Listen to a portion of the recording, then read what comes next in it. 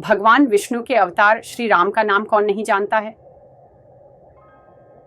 रामायण महाकाव्य के रचयिता महर्षि वाल्मीकि ने अपने ग्रंथ में लिखा है कि भगवान श्री राम में वैदिक सनातन धर्म की आत्मा कहे जाने वाले सभी गुण विद्यमान हैं।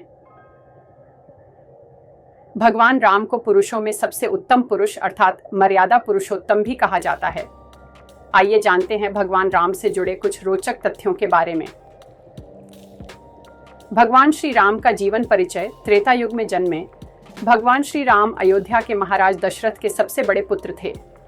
लक्ष्मण, भरत, शत्रुघ्न राम के भाई थे।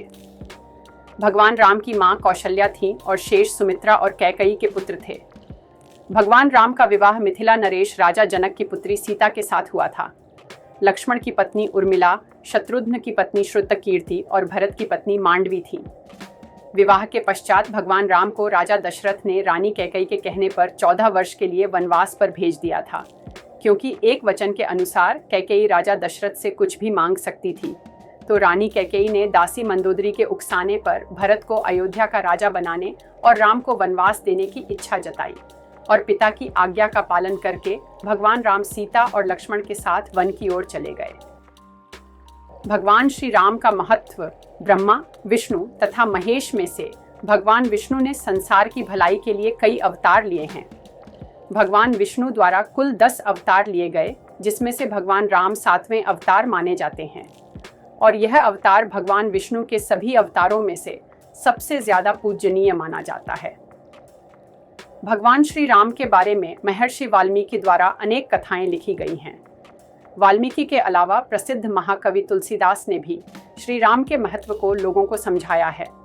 भगवान राम ने कई ऐसे महान कार्य किए हैं जिसने हिंदू धर्म को एक गौरवमयी इतिहास प्रदान किया है। भगवान विष्णु ने राम बनकर असुरों का संहार करने के लिए पृथ्वी पर जन्म लिया। भगवान श्री राम ने मातृ पितृभक्ति के चलते अपने पिता राजा दशरथ के एक आदेश पर 14 वर्ष तक वनवास काटा। नैतिकता, वीरता, कर्तव्य परायणता के जो उदाहरण भगवान राम ने प्रस्तुत किए, वह बाद में मानव जीवन के लिए मार्गदर्शक बन गए।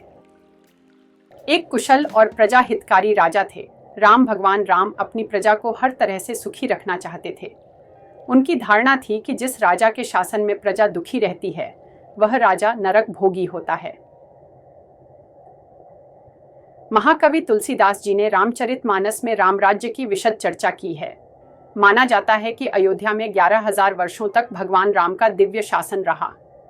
आदिवासियों के भगवान श्री राम वनवास के दौरान भगवान श्री राम ने देश के सभी आदिवासियों और दलितों को संगठित करने का कार्य किया और उनको जीवन जीने की शिक्षा दी।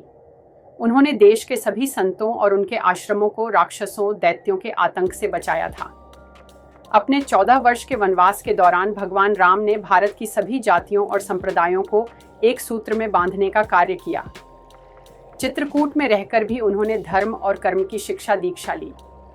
भगवान राम ने भारत भर में भ्रमण कर भारतीय आदिवासी, जनजाति, पहाड़ी और समुद्री लोगों के बीच सत्य, प्रेम, मर्यादा और सेवा का संदेश फैलाया और यही कारण था कि राम का जब रावण से युद्ध हुआ तो सभी तरह की अनार्य जातियों ने राम का साथ दिया। भगवान राम की वापसी। भगवान श्री राम कहते हैं कि पृथ्वी लोक एक ऐसा लोक है जहां जो भी आता है उसे एक दिन वापस लौटना ही होता है। ठीक इसी तरह श्री राम भी अपना मानवीय रूप त्याग कर अपने वास्तविक स्वरूप विष्णु का रूप धारण कर बैकुंठ धाम की ओर चले गए।